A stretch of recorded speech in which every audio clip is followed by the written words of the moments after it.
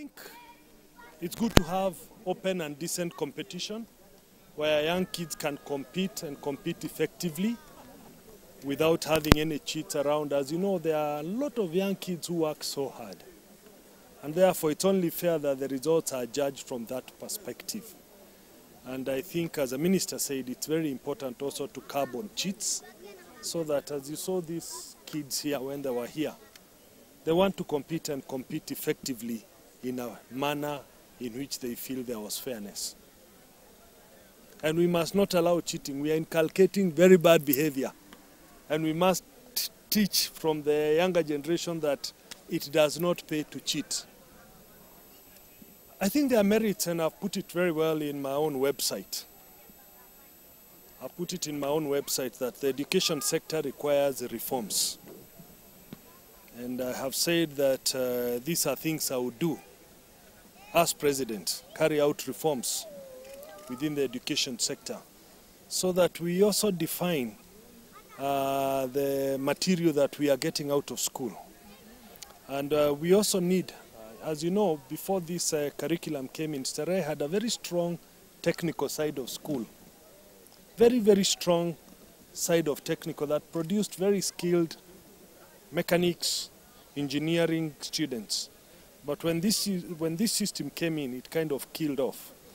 I think our education sector requires serious reforms that will give us the kind of material we want to build our country, whether it is in manufacturing, in the health sector, in the business sector. So it's very important. Therefore, I might not just say the idea is not just to drop a system, but to reform the entire education system so that you can have a system that produces students who fit in the bill that our country so much requires.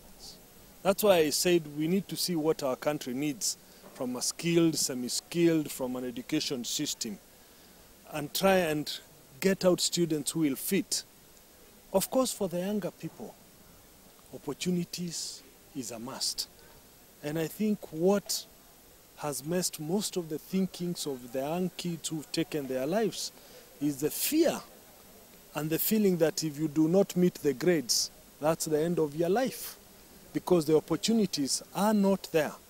And I'm saying in a reform system, the most important aspect would not just be the output material, but the opportunities availing themselves, that if you didn't do well to go to university, you probably can go to a county polytechnic and do something else and continue with your life.